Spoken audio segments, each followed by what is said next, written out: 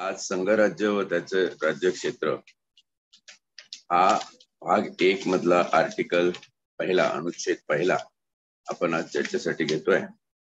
पारायण म्हणजे खरंच हे पारायण झालेलं आहे की पहिला पॅरेग्राफ वाचायचा, पुराणात काय लिहिलेलं आहे ते पहिलं वाचलं जातं आणि मग त्याचा अर्थ बुवा सांगत असतात। तशा प्रकारचं हे खऱ्या अर्थाने संविधानाचं पारायण आहे।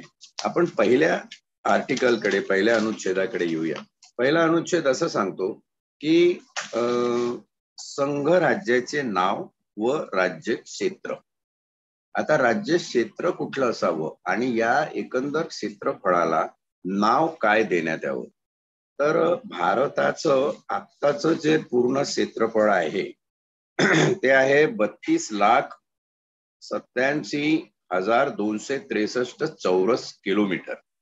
आणि जेव्हा आपण क्षेत्र याचा विचार करतो तेव्हा क्षेत्रज्ञ याचाही विचार करायला लागतो की हे क्षेत्र निर्माण कसं झालं, त्या क्षेत्राबद्दलचं ज्ञान काय आहे।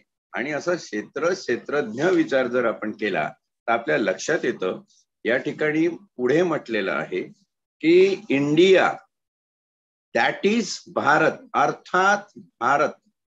म्हणजे इंडिया या शब्दाचा अर्थ जर मराठीत लावायचा झाला किंवा कुठल्या अन्य भाषेत लावायचा झाला तर तो फक्त आणि फक्त भारत असू शकतो। आता या ठिकाणी मला एक गोष्ट स्पष्ट करून सांगायला पाहिजे की हा पहिल्याच आर्टिकल मध्ये असा नामोल्लेख करत असताना जो काही युक्तिवाद घटनापीठासमोर झाला, त्या घटनापीठाच्या युक्तिवादामध्ये फार प्रमुख मुद्दा होता की देशाची फाळणी जर धर्माच्या नावाने झाली असेल आणि तिकडे इस्लामिक धर्मीय पाकिस्तान निर्माण होत असेल तर आमचा हिंदू धर्मीय हिंदुस्थान इकडे निर्माण का होऊ नये। त्यावेळचा जो युक्तिवाद आहे बाबासाहेबांचा, तो युक्तिवाद असा आहे की हिंदू राष्ट्र करायला हरकत नाही, पण हिंदू शब्दाची परिभाषा काय आहे, हिंदू तुम्ही कसा परिभाषित करणार। आणि त्यावेळी घटना निर्मिती व्हावी अशा तोडीची हिंदू शब्दाची व्याख्या कुठलाही आमचा पंडित उद्धृत करून सांगू शकला नाही। हा धर्म आहे की ही जीवन प्रणाली आहे, या गडबडीत सगळे राहिले। आणि मग सरतेशेवटी असं एक झालं की तुम्ही सगळं जे सांगताय त्याच्यावरून हा धर्म मला वाटत नाही, याचा एक कोणी संस्थापक किंवा एक कोणी मसीहा किंवा एक कोणी पुराण ग्रंथ असं नसताना आपण धर्म न म्हणता याला आपण जीवनशैली, जीवनाची पद्धती, उत्कृष्ट जीवनाची पद्धती म्हणा पाहिजे तर, पण हा धर्म नव्हे। अशा प्रकारचा जो युक्तिवाद त्या ठिकाणी झाला, तोच युक्तिवाद पुढे मी तुम्हाला सांगतो की हे सोपं इतकंच नाहीये। हा शब्द हा हिंदू धर्मग्रंथ जे तुम्ही प्रमाण मांडता, वेद, उपनिषद, गीता, 18 पुराणे आणि बाकीच्या ज्या काही संहिता आहेत त्या सगळ्यांमध्ये हिंदू शब्दाचा अभाव आहे। हिंदू शब्द कुठेही तुम्हाला दिसत नाही। म्हणून अपरिहार्यपणे लोकांनी त्यावेळी मान्य केलं की हिंदू हा धर्म नसून एक जीवन प्रणाली आहे। आणि जीवन प्रणाली आहे म्हणत असताना याला आपण धर्म म्हणून कशाला खाली आणायचं, असाही एक पॉझिटिव्ह युक्तिवाद त्या ठिकाणी करणारे काही लोक होते। आणि त्यावरून भारत हेच नाव परफेक्ट आहे असा निर्वाळा झाला आणि म्हणून हे एक वाक्य आलं। बहुतेक माझ्या माहितीप्रमाणे याच्यावरचा युक्तिवादाला 3 दिवस लागले। म्हणजे आपण विचार करू शकतो की आज जो भारत देश आहे तो नावरूपाने अस्तित्वात येण्यासाठी किती मोठी बौद्धिक वैचारिक कसरत आपल्या घटनापीठासमोर झालेली आहे। आणि म्हणूनच हे जे 12 खंड घटनापीठाच्या घटना निर्मितीच्या इतिहासाचे आहे ते 12 खंड आपल्याला शालेय अभ्यासक्रमात, कमीत कमी महाविद्यालयीन अभ्यासक्रमात कुठंतरी आणले गेले पाहिजे। म्हणजे आज लोकांमध्ये जो एक भ्रम किंवा संभ्रमता पसरवली जाते तिचं निरसन होईल आणि निश्चितपणे हे काय आहे ते आपल्याला माहिती पडेल। एक केस त्या अनुषंगाने माझ्या डोळ्यासमोर येते। त्याच्या आधी 2 गोष्टी आहेत की जेव्हा दास नावाचे एक B.S. दास नावाचे ग्रस्त त्यांनी भारत सरकारला RTI मध्ये अर्ज करून सांगितलं की सरकारकडे हिंदू या शब्दाची व्याख्या असेल तर ती त्यांनी द्यावी। ही 2015 ची गोष्ट आहे, आत्ताची रिसेंट। तर सरकारने त्याचं लेखी उत्तर दिलं की हिंदू धर्माची व्याख्या आमच्याकडे नाही आहे। म्हणजे आजही आपल्या देशामध्ये हिंदू धर्म याची परिभाषा उपलब्ध नाही आहे.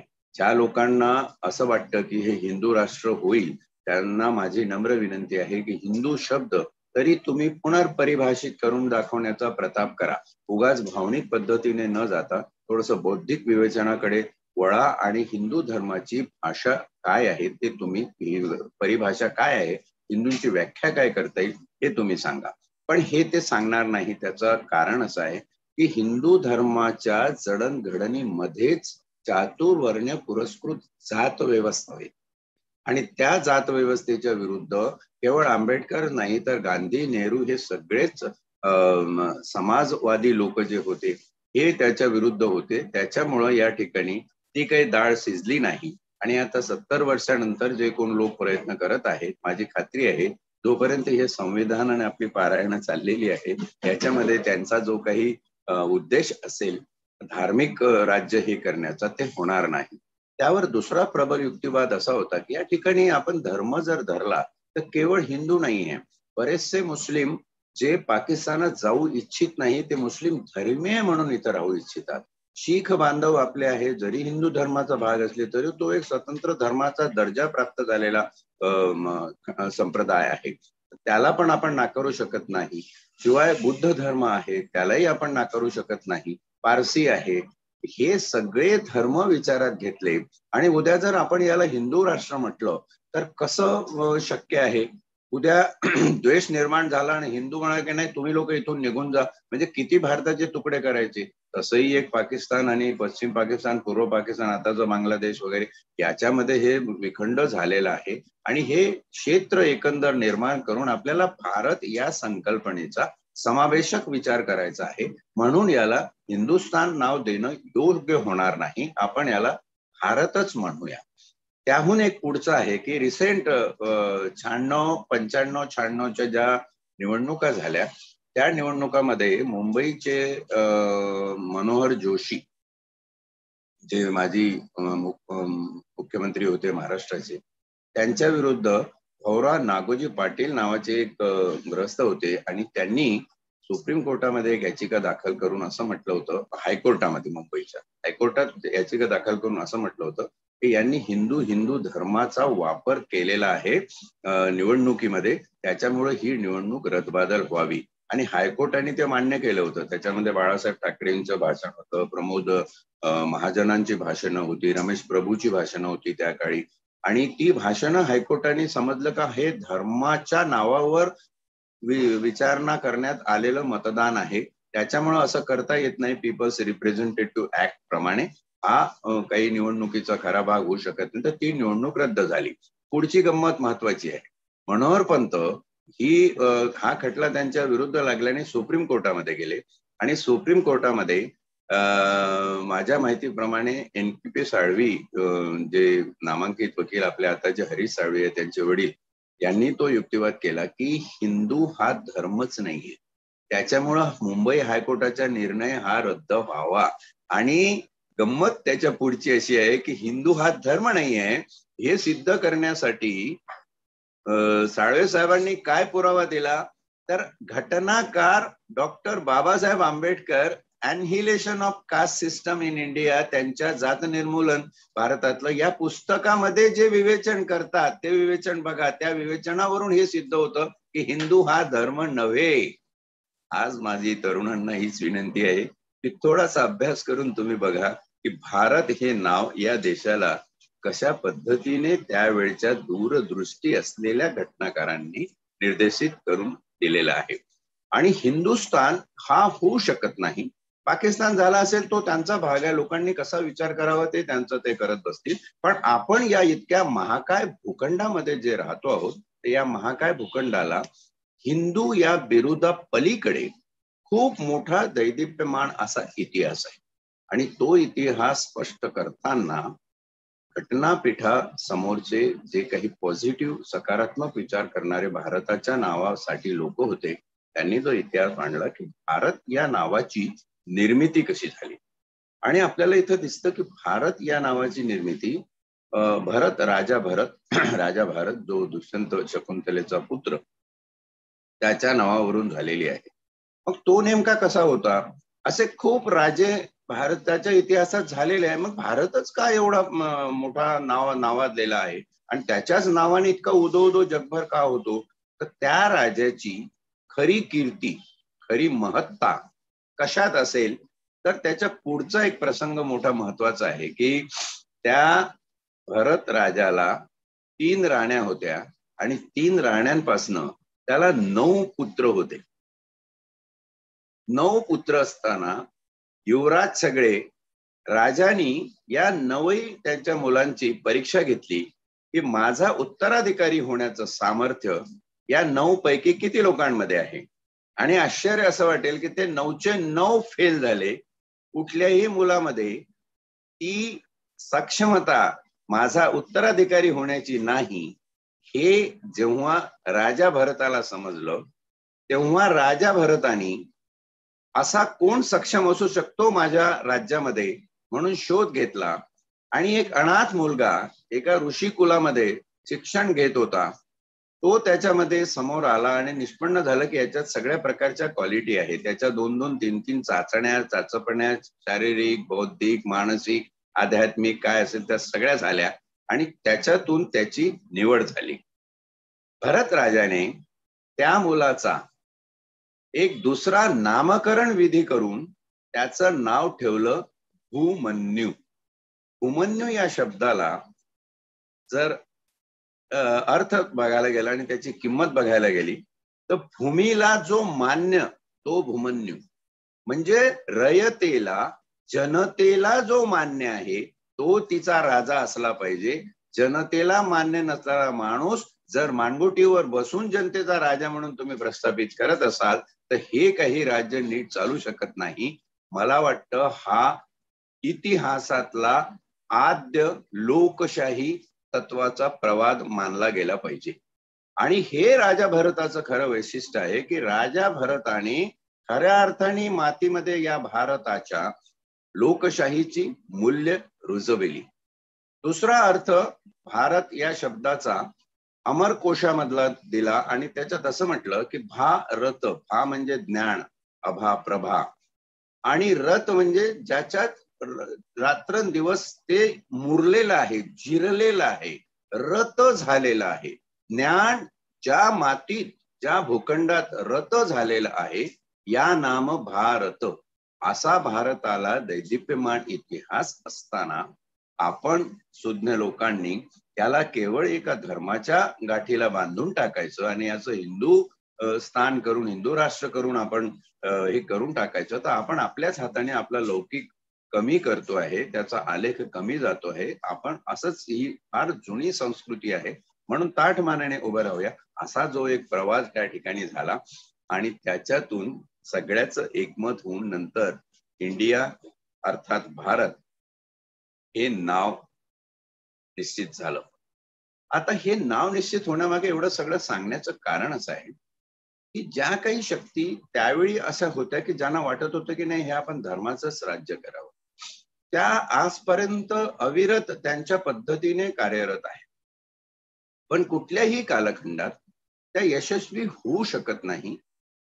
त्याचं एक आणि एकमात्र कारण म्हणजे भारतीय जनता, भारतात राहणारा जो माणूस आहे. भारत देश म्हणजे नेमकं काय याचा विचार केला तर हा काही फक्त भूखंड नाही आहे, पर्वत, नद्या, पहाड, डोंगर याचा भूखंड, याला कोणी देश म्हणत नाही. त्या देशात, त्या भूखंडात राहणारी माणसं ही देश घडवतात. म्हणून त्या माणसांचं जे औचित्य आहे त्यांना नेमकेपणाने काय वाटतं, त्यांचे विचार, त्यांची भावनिक, बौद्धिक वैचारिकता कुठे जाते, त्यावरून त्या देशाला एक प्रारूप, त्या देशाचं स्वरूप निर्माण झालं पाहिजे. आणि म्हणून ही खरी लोकशाहीची जननी भूमी आपली भारत माता आहे आणि म्हणून याचं नाव भारत असणंच इष्ट आहे.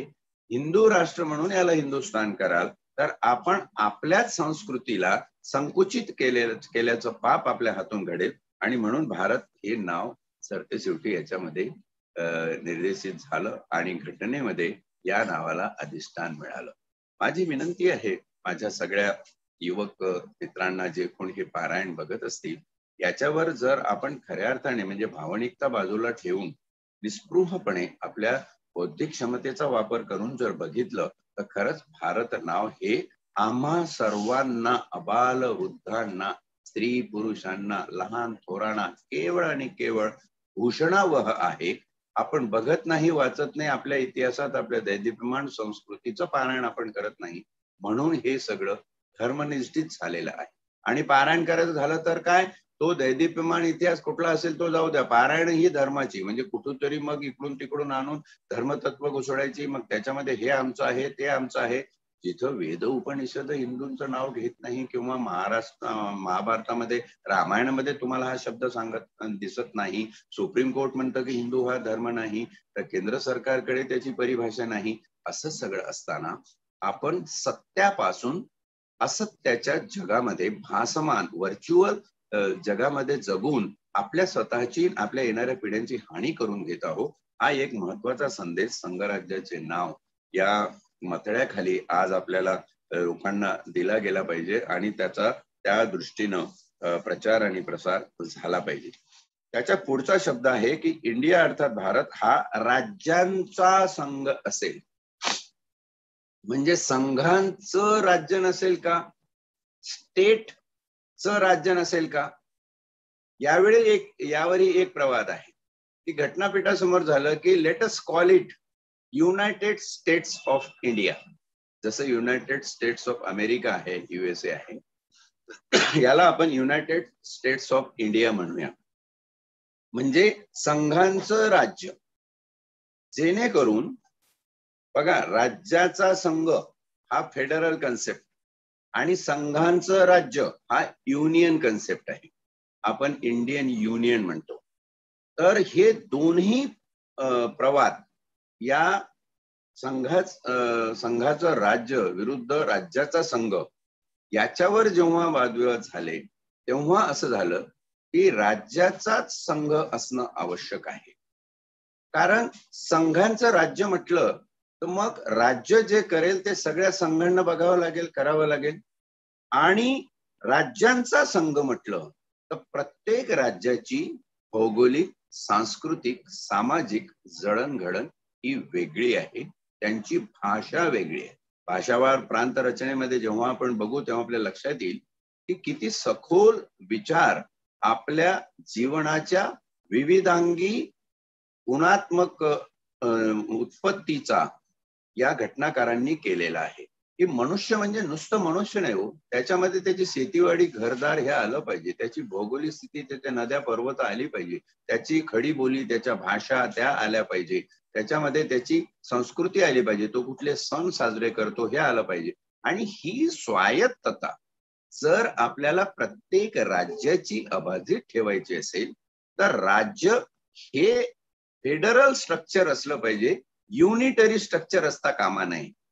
आणि युनिटरी स्ट्रक्चर जर झालं तर दडपण येईल प्रत्येक राज्यांवर केंद्राचं, आणि त्याप्रमाणे सगळ्या राज्यांना झुकावं लागेल. त्यापेक्षा राज्याची स्वायत्तता ठेवूया आणि आपण फेडरल स्ट्रक्चर निर्माण करूया. म्हणून या शब्दाला राज्यांचा संघ असेल अनन्यसाधारण महत्व आहे. परंतु आता देश जर एक निर्माण झाला तर त्याचं युनियन जर स्ट्रॉंग नसेल तर त्याच्यावरती आक्रमण होऊन परिणाम काही भलताच होऊन जाईल. म्हणून युनियन इज स्ट्रॉंग, म्हणजे फेडरल स्टेट्स हे असणार. India is a collection of federal state plus it has a strong union. कारण देश म्हटल्यानंतर केंद्रीय सत्ता ही प्रबल असली पाहिजे. तर केंद्रीय सत्ता प्रबल कशात असली पाहिजे? केंद्रीय सत्ता शासनात, प्रशासनात प्रबल असली पाहिजे.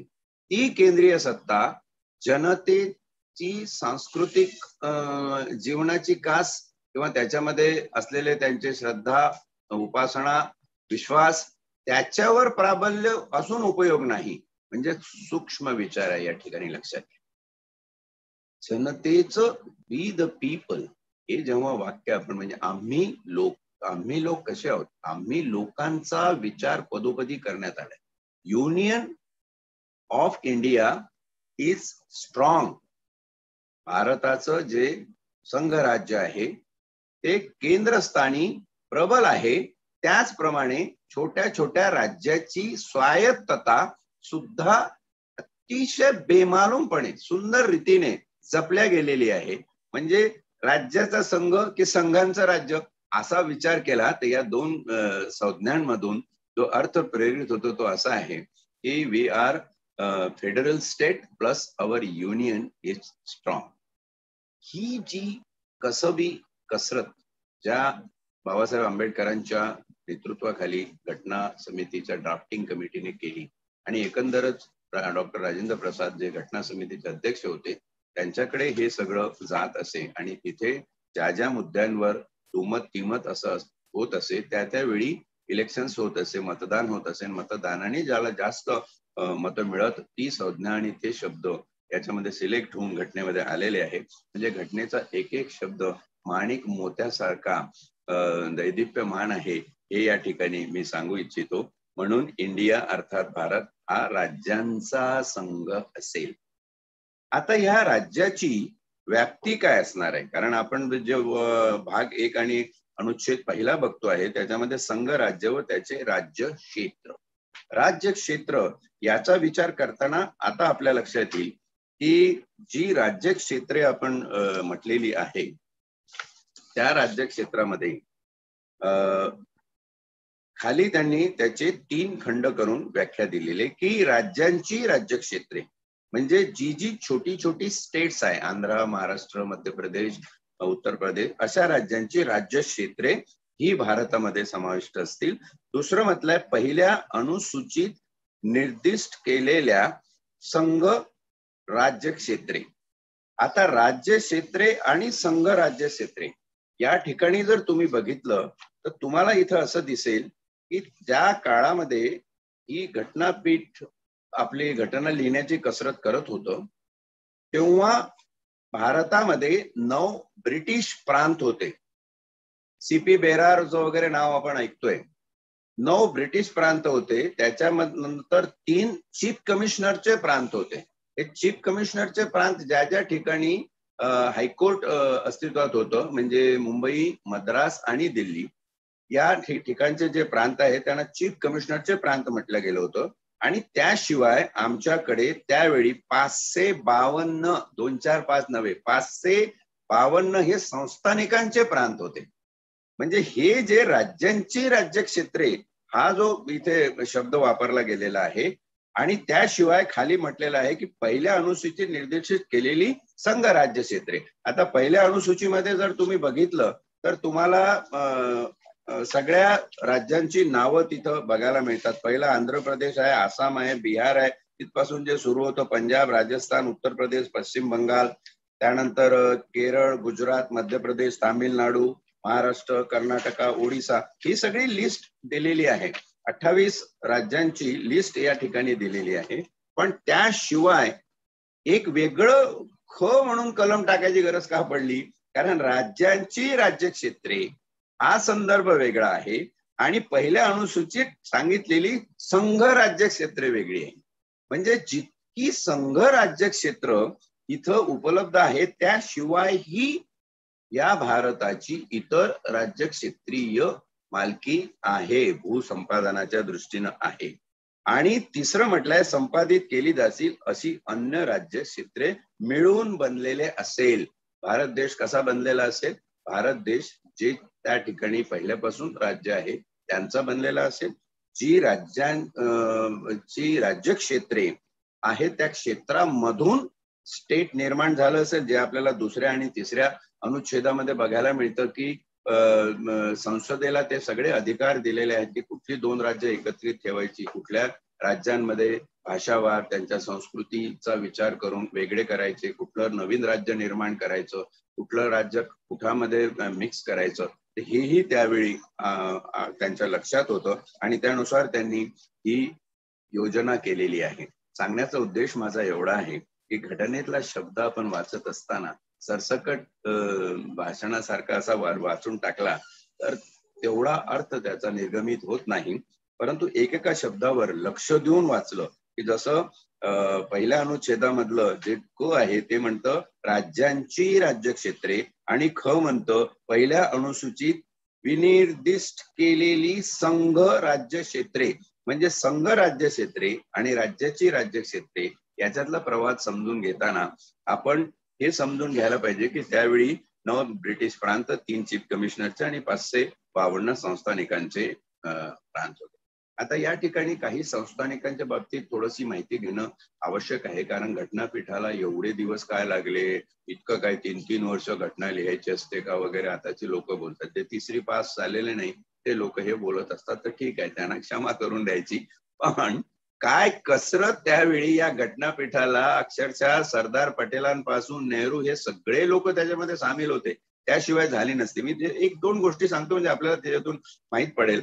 त्यावेळेस चर्चेला आलेलं जे खास सांगण्यासारखं आहे ते एक जम्मू काश्मीरचं राज्यक्षेत्र होतं, दुसरं जुनागडचं राज्यक्षेत्र होतं आणि तिसरं निजामाचं, ज्याच्याबद्दल प्रचंड वादविवाद अजूनही आहेत, त्याही काळी होते. जुनागड मध्ये काय झालं होतं की मुस्लिम राजा होता मोहम्मद मुबारक खान नावाचा. हा मुस्लिम राजा जेव्हा फाळणी झाली तेव्हा म्हणाला की मला पाकिस्तान बरोबर जायचं आहे, मला भारतात राहायचं नाहीये, मला पाकिस्तान बरोबर जायचं आहे. तर घटनापीठासमोर हे सगळं आल्यावर त्याने सांगितलं की तुला पाकिस्तानात जायचं असेल, तू राजा आहे, तुझा मुस्लिम धर्म आहे, पण जनतेचं काय? जनतेला पाकिस्तानात जावं असं वाटतं का? कारण हा भूखंड आहे आणि भूखंड हा राज्य हे लोकांतून निर्माण होतं, लोकांमुळे राज्य निर्माण होतं. नुसतं जमिनीला कोणी राज्य म्हणत नाही, तर त्या लोकांच्या मनात काय आहे ते विचार केला पाहिजे. तर तिथे लोकांचा मतांचा कौल पडला की आम्हाला पाकिस्तानात जायचं नाहीये, आम्हाला भारतातच राहायचं आहे. आणि म्हणून नाईलाजास्तव जुनागडचा जो राजा होता मोहम्मद मुबारक खान, त्याला एकट्याला पाकिस्तानात जावं लागलं. दुसरं उदाहरण आहे जम्मू काश्मीरचं, जिथे याच्या विपरीत परिस्थिती होती. हरिसिंग राजे होते, हरिसिंग हे हिंदू होते आणि जनता ही मुस्लिम होती. मग आता तिथे काय करायचं? तर हरिसिंगांनी जो प्रवाद त्या ठिकाणी केलेला आहे, हरिसिंग असं म्हणाले की हा जो भूखंड आहे तो ब्रिटिश ईस्ट इंडिया कंपनीला पैसे देऊन मी खरीदलाय. 75,000 पाऊंड त्या काळातली किंमत काहीतरी सांगितली इतिहासामध्ये, मागे पुढे काय असेल ते आपण चेक करू शकतो. पण हे मी खरेदी केलेली जमीन आहे, त्याच्यामुळे जमीन माझी आहे आणि नॅचरली या ठिकाणी लोक वस्ती करायला आले, राहिले. मी काही कोणाला अडवलं नाही. आता ते धर्माने मुस्लिम आहेत किंवा धर्माने मुस्लिम झाले किंवा आधीचे कोण धर्मी होते याच्या वादात न पडता मी भारतामध्ये राहू इच्छितो, असं जे ते हरिसिंग बोलले त्याची पुष्टी करताना त्यांनी सुद्धा जुना इतिहास भारतीय संस्कृतीचा सांगितला की हिमालयन रेंजेस महाभारतामध्ये जे लिहिलेले आहे त्याचा उल्लेख अमेरिकेच्या आर्किओलॉजिकल विभागामध्ये सुद्धा सापडतो. म्हणून हा भारताचाच भूखंड असला पाहिजे असं जेव्हा ते म्हणाले, त्याच्यावरती सैनिकी कारवाई तेव्हा पाकिस्तानाने केली आणि जुना आपला जम्मू काश्मीरच्या हरिसिंग राजांनी भारताला, नेहरूंना त्यावेळी सैनिक मदत मागितली. नेहरू म्हणाले की बाबा तुला आम्ही सैनिक मदत द्यायची ती का? तू आधी तुझं सामील पत्र दे, तू भारताच्या भूखंडामध्ये सामील होतोय त्याचं तू पत्र दे, मग आम्ही तुला देतो. कारण तू जर आमच्या याच्यातला भाग नसशील तर तुला मदत करणं हे आंतरराष्ट्रीय करार मदाराच्या दृष्टीनं बरोबर होणार नाही, म्हणून तुला मदत तशी देता येणार नाही, तू लेखी करार करून भारतामध्ये सामील हो. ही त्यावेळची गोष्ट. राजा हरिसिंगांनी सांगितलं की मी सामील होईल, पण माझी एक अट आहे, तुमच्यातला मी एक भाग असेल पण माझी स्वायत्तता, माझं स्वातंत्र्य जम्मू काश्मीर या टापूचं 2 दृष्टीनं स्वायत्त आणि वेगळं असणं आवश्यक आहे. हे वेगळेपण आहे सांस्कृतिक आणि दुसऱ्या वेगळेपण आहे भौगोलिक. माझी भौगोलिकता ही इतर भारताच्या भौगोलिकतेपेक्षा वेगळी आहे, माझं सांस्कृतिकरण हे इतर भारतीय संस्कृतीपेक्षा थोडंसं वेगळं आहे. इथे बरेचसे इस्लामीकरण झालेलं असल्यामुळं आज हे संस्कृती अखंड भारतीय संस्कृती म्हणता येत नाही, म्हणून मला स्वायत्त दर्जा देण्यात यावा. आणि या एका नावाखाली 370 हे आर्टिकल, 370 अनुच्छेद घटनेमध्ये टाकण्यात आला. त्याच्यावर आपण जेव्हा 370 वर जाऊ अजून सखोल याच्यावर आपण चर्चा करू. पण राज्यांची राज्यक्षेत्रे व संघ राज्यक्षेत्रे हा प्रवाद शब्दांचा लक्षात घेण्यासाठी या ठिकाणी ही गोष्ट समजून घेणं आवश्यक आहे की जुनागड कसं इथे राहिलं, तो लोकशाही प्रवाद होता. जम्मू चे हरिसिंग हे कसे राहिले तो त्याहून थोडा वेगळा प्रवाद आहे. परंतु हे सत्य आहे की जनतेची भावना, आणि त्यावेळी जम्मू काश्मीरची अखंड जनता म्हणत नव्हती, बरेच लोक हे राजा हरिसिंगा बरोबर खुश होते आणि ते भारतात येण्यासाठी खुश होते. त्याही लोकांच्या भावना त्यावेळच्या घटनापीठांनी जपलेल्या आहेत, त्यांचा आदर केलेला. आता राहिलं तिसरं निजामाचं, तर निजाम हा इकडे राहायला तयार होता. निजामाची जी लोकसंख्या होती ती काही भारतामधून बाहेर पाकिस्तानात जाण्याला इच्छुक नव्हती, पण त्यांचा एक पंतप्रधान होता कासिम रिझवी, आणि कासिम रिझवी हा काय ऐकायला तयार नव्हता. कासिम रिझवी म्हणत होता की मला पाकिस्तानातच जायला पाहिजे. मग ती पटेलांनी जी कारवाई करून, सैनिकी कारवाई करून ते मिळवलेलं आहे. तर तो हैदराबादचा निजामाचा जो प्रांत आहे तो सैनिकी कारवाईने आपल्यामध्ये आलेला आहे. म्हणजे क मध्ये जे म्हटलेलं आहे की संपादित केली जातील अशी अन्य राज्य क्षेत्रे, ही जम्मू काश्मीर, निजाम, जुनागड हे अशा प्रकारे संपादित केलेली राज्य आहे. आपल्याला काय वाटतं घटना वाटत असताना, अरे पहिल्या अनुच्छेदामध्ये तर हा उल्लेख आहे, दुसरा अनुच्छेद लिहायची गरज काय होती यार, तिसरा अनुच्छेद लिहायची गरज काय होती? या प्रत्येकाचं आपलं एक स्वतंत्र अस्तित्व आहे, स्वतंत्र अर्थ आहे, आणि तो अर्थ जेव्हा आपण समजून घेतो तेव्हा माझ्या तरुण मित्रांनो आपल्या लक्षामध्ये खरा भारत येतो आणि डोळ्यासमोर अक्षरशः ते चित्र भारताच्या भूखंडाचं उभं राहतं. आणि असं असल्यावरच मग भारत माता की जय म्हणताना जो आनंद होतो तो काही अनन्यसाधारण आहे. की महाराष्ट्राचे पहिले मुख्यमंत्री पंडित जवाहरलाल नेहरू आणि मुंबईचे मुख्यमंत्री म्हणून या ठिकाणी बाळासाहेब ठाकरे यांचा उल्लेख केला जातो. तर हा काय प्रकार आहे हे थोडंसं सांगावं, म्हणजे अगदी आता ते क्लिअर झालेलं आहे, पण तुम्ही सांगितलेलं बरोबर. असं का म्हटलं? नाही, त्यावेळी कसं होतं, म्हणजे जर तुम्ही घटना अस्तित्वात आली त्याच्या मागे जर बघितलं तर ही जी राज्य आहे, संघाची जी राज्यक्षेत्रे होती, म्हणजे जसं महाराष्ट्र आहे, आंध्र प्रदेश आहे, आपल्या अनुसूची 1 मध्ये जी राज्य दिलेली आहे, या सगळ्या राज्यांना त्यांचे चीफ मिनिस्टर्स होते. आता ती चीफ मिनिस्टर ही संकल्पना कसं आहे, घटना लागू व्हायची आहे त्याच्या आधी सुद्धा आता आंध्र प्रदेश होतं, केरळ होतं, तामिळनाडू होतं, पश्चिम बंगाल होतं, त्या ठिकाणी त्यांचे जे शासनकर्ते आहे ते होते, प्रशासक त्या ठिकाणी होते. तर त्या प्रशासकांना घटनेच्या प्रवादाप्रमाणे केंद्रीय हायरार्कीमध्ये येण्याच्या आधी, म्हणून हे दोन असं दिसतात की तिकडे नेहरू आणि इकडे बाळासाहेब खेर त्यावेळेचे मुंबई प्रांताचे. तुम्हाला जर आठवत असेल तर हा मुंबई प्रांत होता तेव्हा. महाराष्ट्र, संयुक्त महाराष्ट्राच्या चळवळीच्या आधी हा मुंबई प्रांत होता आणि मुंबई प्रांताचे ते त्यावेळेचे मुख्यमंत्री होते बाळासाहेब खेर. असा हा प्रवाद आहे. आपण जेव्हा महाराष्ट्राच्या निर्मितीवर येऊ, ती पुढची कलम आपले अनुच्छेद जेव्हा वाचू तेव्हा अजून जास्त स्पष्ट करून हा भाग आपल्याला सांगता येईल. 2 अनुच्छेद काय म्हणतो, आपण पुढे जाऊया. 2 अनुच्छेद म्हणतो, नवीन राज्य दाखल करून घेणे किंवा स्थापन करणे. संसदेला हे अधिकार कोणाला आहे? केवळ देशाच्या पार्लमेंटला. संसदेला तिला योग्य वाटतील अशा अटी व शर्तीवर कायद्याद्वारे नवीन राज्ये संघ राज्यामध्ये दाखल करून घेता येतील किंवा स्थापन करता येतील. आणि या ठिकाणी उत्कृष्ट उदाहरण आहे 2क मध्ये दिलंय, ते सिक्कीम राज्याचं. सिक्कीम हे राज्य 2-3 प्रकारे प्रादेशिक प्रश्नांनी नाडलं गेलेलं होतं आणि खूप दिवसपर्यंत चीन याच्यावर आपला अधिकार दाखवत होता. जनमताच्या कौलाप्रमाणे जेव्हा सिक्कीमनी हे ठरवलं की आपण भारतीय संघ राज्याशी जुळून तिथला एक भाग झाला पाहिजे, म्हणून मग आपल्या संविधानातली जी 26 एप्रिल 1975 साली एक अमेंडमेंट आहे, सुधारणा आपल्या संविधानात आहे, त्या सुधारणानुसार 36वी ही सुधारणा, त्या सुधारणेनुसार सिक्कीम हे संघ राज्याशी सहयोग करून जॉईंट केलेलं आहे. सहयोग आणि राज्याचा भाग याच्यात जर बघितलं तर जे सहयोगी राज्य आहेत त्या राज्यांना एक स्पेशल विशिष्ट दर्जा देण्यात आलेला आहे. राज्यांचा विशिष्ट दर्जा जेव्हा अनुच्छेद येईल तेव्हा अजून याच्यावरती आपण चर्चा करू.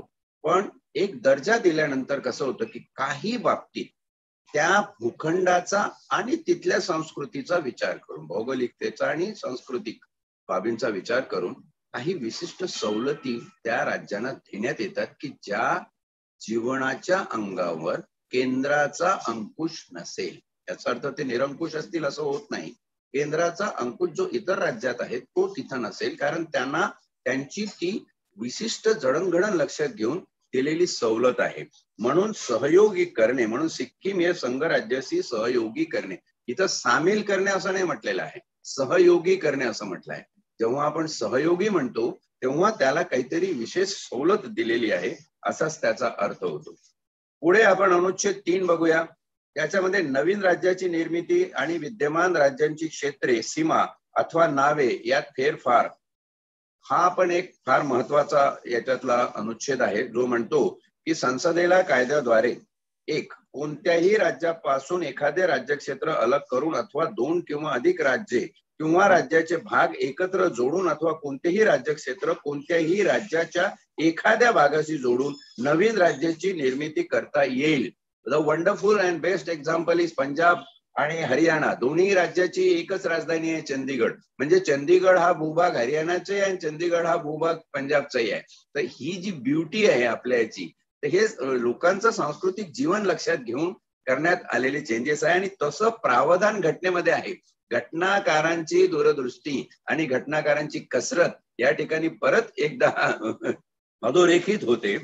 त्यानंतर म्हटलेलं आहे 2 मध्ये कोणत्याही राज्याचे क्षेत्र वाढवता येईल. म्हणजे एखादा भूभाग, असे काही भूभाग भारतामध्ये आहे ज्याची अजून शासन दरबारी प्रशासन दरबारी नोंद नाही. असे भूभाग जेव्हा निष्पन्न होतात, दरेखोरे आहे, एखादं भूस्खलन झालं असेल आणि तो भाग त्यावेळी लिहिला गेला नसेल, आता मात्र तो दिसून येतोय, तर अशा राज्याचं क्षेत्र वाढवता येतं. किंवा एखाद्या राज्याने एखादा भाग दुसऱ्या राज्यामध्ये दिला, जसं मध्य प्रदेश आणि महाराष्ट्र जर बघितलं तर विदर्भाचे जे तेव्हाचे 9 जिल्हे हे महाराष्ट्रामध्ये आले, ते मध्य प्रदेशाचा, मध्य भारताचा भाग होते. तर कुठल्याही राज्याची सीमा ठरवताना अशा प्रकारचे राज्य क्षेत्र वाढवता किंवा घटवता येईल. दुसरं म्हणतं कोणत्याही राज्याचे क्षेत्र घटवता येईल. तिसरं म्हणतं कोणत्याही राज्याच्या सीमांमध्ये फेरफार करता येईल. आणि चौथं आहे कोणत्याही राज्याच्या नावामध्ये फेरबदल करता येईल.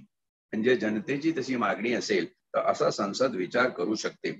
याच्यामध्ये तुम्ही जे वाचलेलं आहे त्याप्रमाणे आहे. आणि याचे 2 स्पष्टीकरण आहे की या अनुच्छेदात क व ड मध्ये राज्य या शब्दात संघ राज्य क्षेत्राचा समावेश आहे, परंतु का मधील राज्य या शब्दात संघ राज्य क्षेत्राचा समावेश नाही. म्हणजे जे मी वरती जेव्हा एक्सप्लेन करताना सांगितलं की संघ राज्य क्षेत्रे आणि राज्य क्षेत्रे याच्यामधला जो फरक आहे तो सुद्धा इथे विचारात घेऊन करण्यात आलेला आहे की राज्यांची राज्यक्षेत्रे याच्यामध्ये संसदेचे अधिकार वेगळे आहेत आणि संघ राज्यक्षेत्रे यांची फेरफार करण्याचे संसदेचे अधिकार वेगळे आहेत, असा त्या स्पष्टीकरणाचा अर्थ आहे. या भागामधलं शेवटचं कलम आर्टिकल 4, हे आर्टिकल असं म्हणतं की पहिल्या व चौथ्या अनुसूचीच्या सुधारणेसाठी आणि पूरक, अनुषंगिक व परिणाम स्वरूप बाबीकरिता तरतूद करण्यासाठी अनुच्छेद 2 व 3 अन्वये करण्यात आलेले कायदे. म्हणजे चौथा हा संसदेला एक प्रकारे अधिकार प्रदान करतोय की राज्याची परिसीमा बदलवायची, नवीन राज्य सामील करायचं, नवीन राज्य निर्माण करायचं, एखाद्या राज्याला विशिष्ट दर्जा द्यायचा. अशा वेळी संसदेला त्याबाबत वेगळे कायदे करण्याचा अधिकार आहे. म्हणजे एखाद्याला आपण बसमध्ये बसवलं आणि त्याला कुठल्या गावाला जायचंय त्याचं तिकीटच दिलं नाही, तर ती बस कुठे जाईल आणि तो कुठल्या गावी जाईल. म्हणून हे घटनेचं आमचं सौंदर्य आहे की एखाद्याला जर काही अधिकार दिलेले असेल तर ते अधिकार त्याने कशा प्रकारे पारित करावे, कशा प्रकारे निर्देशित करावे, त्याची सुद्धा मांडणी वेगळ्या प्रकारे वेगळा अनुच्छेद देऊन केलेली आहे. या पहिल्या भागाचं सौंदर्य 4 अनुच्छेदामध्ये जेव्हा आपण बघतो तर आपल्याला असं दिसतं की भारत ही निर्मिती त्यावेळी झाली एक सोपी घटना. आणि भारत देशाचे आम्ही नागरिक आहोत, सर्व बंधुभाव आपण प्रार्थना म्हणतो, हे इतकं सोपं नाही आहे माझ्या भावांनो. हे खरंच फार डीप आणि महती असलेलं एक चॅप्टर आहे. आणि जेव्हा केव्हा तुम्ही या चॅप्टरचं पारायण कराल किंवा तुम्ही याचा विचार कराल, अभ्यास कराल, तेव्हा आजचं हे माझं पारायण तुमच्या लक्षात असू द्या, जेणेकरून तुमच्या ज्ञान वृद्धी होईल आणि तुम्हाला या कल्पना कशा होत्या त्या अजून जास्त स्पष्ट होत आहे. की ज्या राज्याला त्यांच्या परिसीमा, नाव याच्यामध्ये बदल पाहिजे असेल त्या राज्याच्या विधिमंडळाने तसे ठराव बहुमताने पास करून केंद्राकडे पाठवायचे. केंद्रीय समिती त्याची स्क्रुटिनी केल्यानंतर ते ठराव संसदेमध्ये मांडते. संसदेमध्ये म्हणजे पहिल्या लोकसभेमध्ये मांडते, तिथं पारित झाला तर तो राज्यसभेमध्ये जातो आणि राज्यसभेमध्ये पारित झाला तर तो शेवटची सिग्नेचर होण्यासाठी राष्ट्रपतींकडे जातो. पण राष्ट्रपतींनी निर्देशित केलेल्या वेळेत, जनरली हा कालावधी 6 महिन्यांचा असतो, तर याच्यामध्ये म्हटलेलं अशा कालावधी राष्ट्रपती परवानगी देईल अशा वाढीव कालावधी संपलेला नसेल तर हे विधेयक संसदेच्या कोणत्याही सभागृहात पुनर्स्थापित केले जाणार नाही. याचा अर्थ असा आहे की राष्ट्रपतींनी जर त्याच्यावर एका विशिष्ट कालावधीत सही केली नाही तर तो राष्ट्रपतीच्या सहीशिवाय काही कायदा होऊ शकत नाही, तसा नियम काही पारित होऊ शकत नाही. परंतु राष्ट्रपतींना अधिकार आहे की असा कालावधी ते वाढवू शकतात. एक 3 महिन्याचा, दुसरा 3 महिन्याचा, तिसरा 3 महिन्याचा, त्याला सुद्धा मर्यादा आहे. अमर्यादपणे राष्ट्रपती कालावधी वाढवू शकत नाही. आणि जेव्हा ते विधेयक अशा वाढीव कालावधीमध्ये असतं, राष्ट्रपतींनी सांगितलं की 3 महिने मला कमी पडतात, 6 महिने लागतील याचा अभ्यास करून याच्यावर सही करायला, 6 महिन्यात नाही झालं तर म्हणतील 9 महिने लागतील, अशा मधल्या कालावधीमध्ये हेच विधेयक किंवा अशाच प्रकारचं दुसरं कुठलंही विधेयक हे लोकसभे किंवा राज्यसभेमध्ये येऊ शकत नाही असं याच्यामध्ये लिहिलेलं आहे. म्हणजे राष्ट्रपतींना सही करण्यासाठी वेळेची मुभा दिलेली आहे. आणि अनेकदा असं होतं, 1 किंवा 2 असे प्रकार आहेत जे आपण नंतर कधीतरी बोलू, की राष्ट्रपतीच्या सही विना ते विधेयक बारगळली, ते कायदे बारगळले आणि ते कायदेच होऊ शकले नाही. मग पुनर्प्रस्थापित परत तो ते बिल इंट्रोड्यूस करायचं की नाही लोकसभेमध्ये याच्यावरती विचार करण्यात आला. आणि त्यावेळी पार्लमेंट इज सुप्रीम म्हणून पार्लमेंटरी कमिटी जी आपली आहे तिने जर समजा ठरवलं की नाही हे काहीतरी स्ट्रॅटेजिक मिस्टेक याच्यात झालेली आहे, टेक्निकल फ्लॉ आहे, म्हणून हे परत होऊ शकतं, असं जर पार्लमेंटरी कमिटी म्हणत असेल तर ते बिल पार्लमेंटमध्ये परत इंट्रोड्यूस केलं जाऊ शकतं. खूप खूप धन्यवाद सर. आज पहिल्या भागातले 4 जे काही मुद्दे आहेत ते आपण बघितलेले आहेत. संविधानाच्या पारायणाची सुरुवात आज 3रा दिवस पूर्ण होतोय.